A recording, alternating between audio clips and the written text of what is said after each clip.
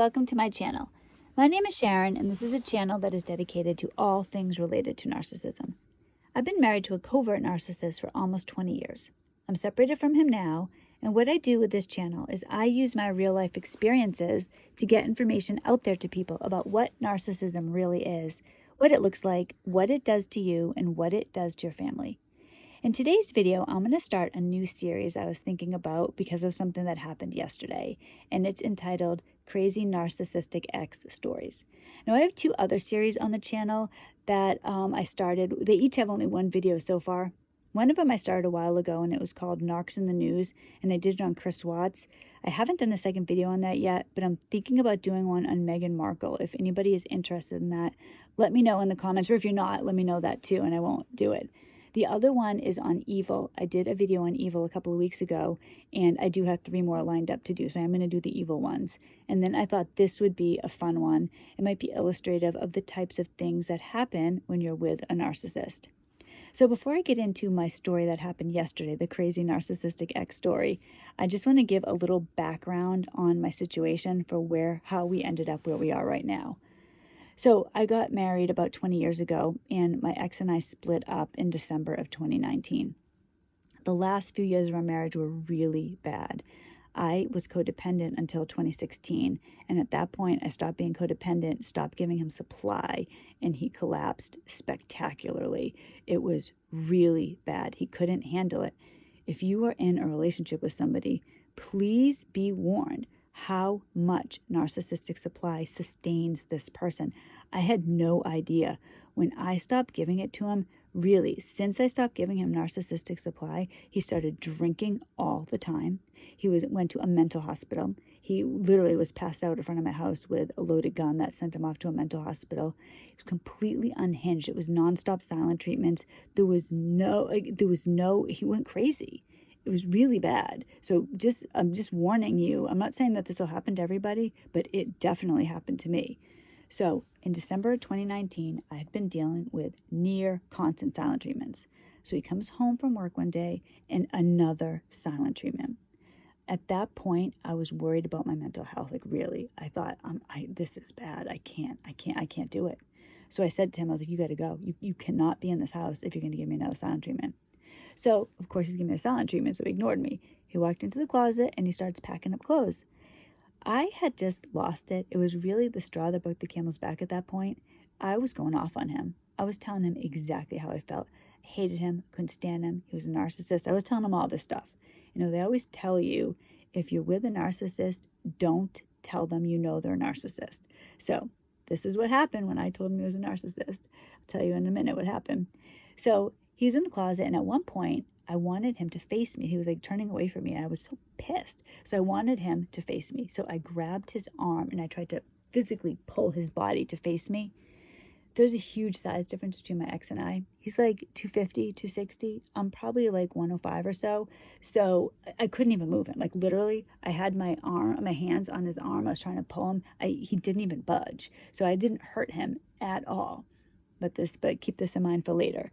So then he just kind of brushed past me and walked into the living room. So the master bedroom's on the first floor of my house. The kids' rooms are upstairs, just for what's going to happen next. So then I said to him, I was really still yelling at him, like the whole time. I was like just going off. And then I said, I'm going to tell people exactly who you are. When I said that, he turned and looked at me with hate in his eyes. He hated me at that point. He turned around and he started banging his head over and over into the wall while screaming, "Mommy's hurting me, Mommy's hurting me, Mommy's hurting me." I was in absolute shock. It was crazy. So like somebody's beating themselves up right in front of me. My kids come out of their rooms. Now we have a balcony upstairs, so you can see downstairs on the first floor. So they're looking over the balcony, watching their father beat his head on the wall, screaming that I'm doing it. So I told the kids, go in your room, lock the door. I called 911. I was terrified. I told you, there's a huge size difference between us. I didn't know what he was going to do. And we also have weapons in the house. So I was terrified. So I called 911, and they're telling me to get out of the house, go, run away, get out of the house until the police get there. Well, I wasn't going to leave the house because I have my kids in the house. So I just stepped away from him, and a few minutes later, and he just kept doing it over and over. And then a few minutes later, an ambulance came, and so did the police. So let the police in the house. Of course, he stopped at that point. He wasn't doing this in front of anybody else, but you could hear it on the 911 call. So the police separated us. He went in, well, I was talking to the police. He went onto the driveway with the paramedics because he's got blood all down his face because he was beating himself up. I could hear him say to the paramedics, well, yeah, and I wasn't doing anything. And she just banged my head against the wall. Like, she kept doing it over and over, and I told her not to. Really, it was crazy. So I'm talking to the police, and he said to me, there's a noticeable size difference between you two. I'm not sure that you would have the power to do that. Remember, I couldn't even move his arm. I couldn't even pull him towards me, like when he's standing in the closet. So cop said this. He's like, I'm going to go talk to him. So he goes and talks to the cop, and then the cop comes back, and he said to me, all right, so he's claiming that you were pulling his arm. You were trying to hurt him and pulling his arm. So I said, yeah, I did pull his arm, but, I couldn't even move him. I told him what happened. And he's like, technically, that's domestic violence, so I'm supposed to arrest you, and he wants you arrested. So I'm sitting here, I'm like, what the heck? I mean, it was just, what do you even say to that? I was shocked. So then he said, but don't worry, I'm not going to arrest you. I don't trust this person. I'm not going to leave your kids alone in the house with this person. I'm going to get in trouble for this. And he's like, I've never done this before. This is why I said, I really feel like I've had divine intervention in several things that have happened. It's like, I've never done this before. I know I'm going to get in trouble for this. I'm supposed to arrest you. It's by the book. I don't really have a choice, but I'm not going to do it. Then he said, but I think you should get a restraining order. And he's like, you can get one right now in the middle of the night. We can call a judge. They'll sign a restraining order. And then you'll have to go to court in the morning to get another one, a permanent one. This will just last overnight. So he can't come back to the house. I was very uncomfortable doing that. Now, first off, there were a couple of reasons I was afraid to do it. One, I'm not the same person then that I am now. So I'm much more confident now. Back then, I was afraid. I was basically afraid of my own shadow. Throughout my marriage with my ex, he was always putting me down, always telling me that people didn't like me. It sounds crazy now, but this is true. I was afraid to talk to people on the phone. I was afraid to meet people. I was afraid that I was just nothing. I was like the shell of a person that I am now. I didn't start changing and become comfortable in my own skin until probably February of 2020. We split up in December of 2019. It took about 2 months, and I started feeling a lot better. I started meeting friends, and things really changed for me. But prior to that, when I was still with him, I was not the same person that makes videos today. So I was afraid to do that. I was afraid. And I was afraid that I was afraid to try to talk to a judge, all these things. And then I was afraid that when I went to get the restraining order, he was going to come to the house and cause trouble, because the house would be unattended. So I was really afraid. So the cop said, all right, I'm going to see if I can get him to leave.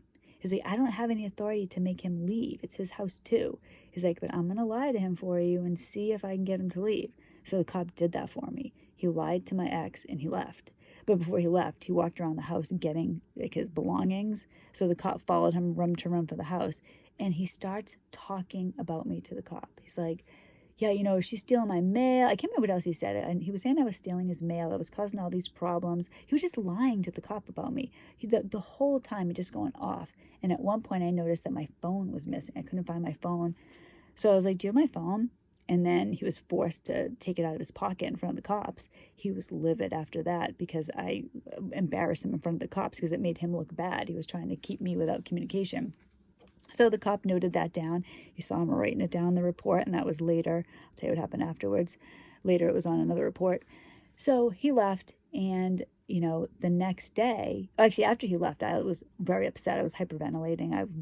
It was horrible. But the cop said to me before they left, he's like, I'm so sorry to tell you this.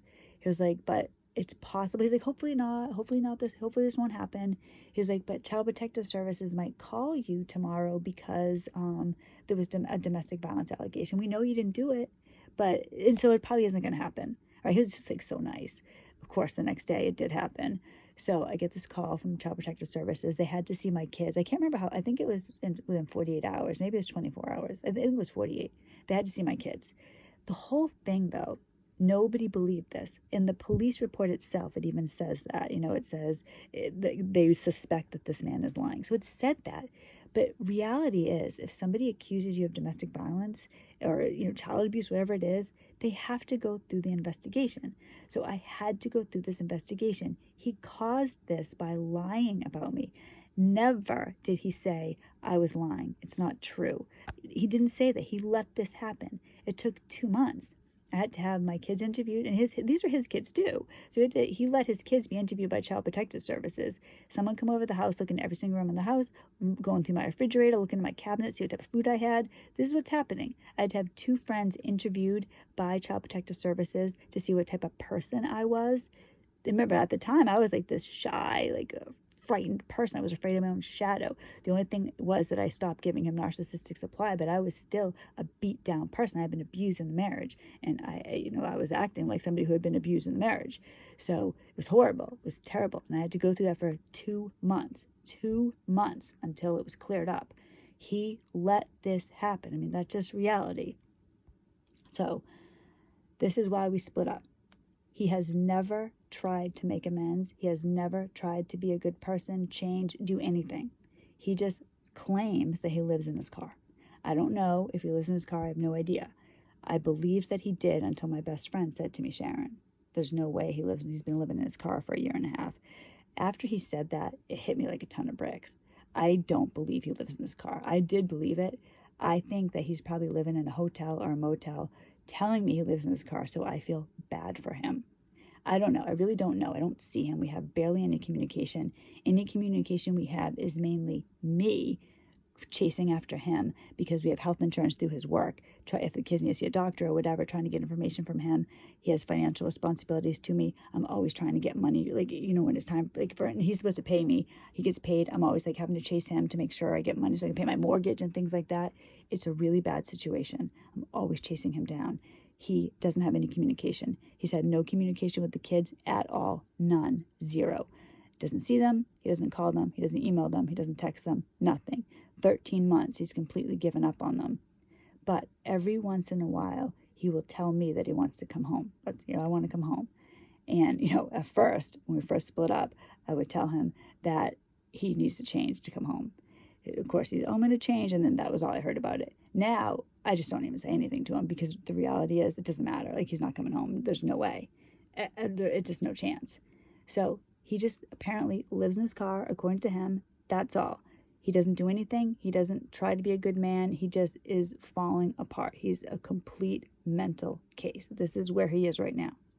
So he has no communication with me. I've told him many times that the kids are upset because when this first happened, my son was particularly upset and I had to go through a lot with him. And I told my ex this and he ignored it completely. He doesn't care when I'm stressed out about anything. I've been stressed out about money because when he first split, he stopped paying all bills. So I got overdue mortgage bills. The electricity was going to be cut off. It was unbelievably stressful. I was a stay-at-home mom. All of a sudden, this stuff was thrown on me. He wasn't a man. He wasn't trying to help out and it's his kids. He didn't care. This is the reality of how he was. So he's been abusive and cruel. Now, throughout my marriage, he's been emotionally and physically abusive to me. He's given me silent treatments nonstop. He's been financially abusive. He's not a good man. So this is where we're coming from with this man, all right? So yesterday, on Sundays, I work all day. I go to church in the morning, I come home, and there's a small window between when I come home and when I go to work. I usually come home, change, do a couple things with my animals, and then go to work. So in that window of time, I get this text from my ex, and this is my crazy narcissistic ex story. And he says, all it said was, I'm beep. So that frightened me because I don't hear from him ever. And then to get that text, I didn't know what the heck was going on. Then he called me. So I get this phone call right after that. But it didn't go through. I don't know what happened, but I don't know if he hung up or what happened. So I called him back and he answered right away. And he didn't say anything about me. How are you doing? Are you okay? Nothing. It was just, he started talking right away that he was in a car accident. It wasn't his fault. He was ran off the road. The car had to be towed and he's on the side of the road. I live in New Hampshire. He was like somewhere in Concord. So he was on the side of the road in Concord. Now, he didn't specifically ask me to pick him up, but I knew that's what he wanted. Now, he didn't know that I was going to work, and I wasn't going to tell him I was going to work because I didn't want him to know that the kids were alone in the house all day. So, this is the type of thing you have to deal with when you're with these people that are insane. So, all I said to him was, I don't know what to tell you, because I wasn't going to go get him. I'm afraid of him. And I just told you all the abusive things that he's done. He hasn't tried to be a good man. He hasn't tried to change. He hasn't tried to be a father, a husband, nothing. He hasn't tried to make my life easier at all. He's the one non-stop abuse. non-stop cruelty, but the world stops if he has a problem. So he has a problem. He got in a car accident. Suddenly it's my problem. When I have problems, when he stops paying the mortgage, when I'm stressed out, I feel like I'm going to have a heart attack at night, he's not there. He doesn't care. When I'm getting notices in the mail that the electricity is being cut off, he doesn't care. I told him I'm stressed out about this. He did this. He was supposed to pay all the bills. All of a sudden, he just stopped doing it without telling me. I have no idea. All of a sudden, I'm getting all these overdue bills. He doesn't care. But he has a problem. I'm supposed to stop immediately. I had to buy a new car last summer, for example. He didn't care. I had the car at 150,000 miles on. It was breaking down every other day. He wasn't worried about that. He was letting the kids and I break down on the side of the road. But he has a problem. Suddenly, it's my problem. This is what I want to say. When you are with a narcissist, understand the core of their being. They don't care about you. They don't care about anybody. It's only themselves 100% of the time. Your problems don't matter. And this is illustrative of exactly what happened. So he got in a car accident. I haven't even talked to him for quite a while. And suddenly it's my problem. And I'm supposed to drive to Concord and skip work to go get him off the side of the road and apparently bring him home. So when I said to him, I don't know what to say, he just screamed at me, fine, then I'll sleep on the side of the road. And then he just hung up the phone. Haven't heard from him since. This is narcissism. This is illustrative of the type of thing that a narcissist will do. 100% of the time, life is about them. You, your kids, your security, your well-being, your emotional health is inconsequential. As long as the narcissist's needs are met. He is in his 40s. This man is essentially a grown-up baby. He has no capacity to be a man, to be a father, to be a husband. All he wants to do is have somebody take care of him. This is the same. The thing about narcissism, narcissists have different ranges. Some of them are worse than others, but at their core, they all are the same person. They all are incapable of surviving as adults. They need people to take care of them. Really, this is what they do. They need caretakers, really, and that's what you are. You're a caretaker, because a narcissist wants to be in a relationship, because when they're in a relationship, they get their needs met. They have somebody to take care of them. They have somebody to love them, somebody to have sex with them. That's what they want. They don't want to contribute anything to the relationship. It's 100% about them. You are there as a servant. You're like a slave. That's narcissism. So let me know if you like the story, if you want me to have other videos on things like this. I could do more of these because I have plenty of these stories. This just happened to be something that happened yesterday, and it annoyed me because I felt like I have put up with so much from him, and then he has a problem. I'm supposed to take care of it right away. My problems, the kids' problems, who cares? So I hope you liked the video. Please let me know if you did. If you like it, please give it a thumbs up. I make videos every Monday, Wednesday, and Friday on all things related to narcissism. If you have any video ideas as well, please put them in the comments. I love to read comments from people, and I hope everybody has a wonderful week. God bless you, and I will see you on Wednesday.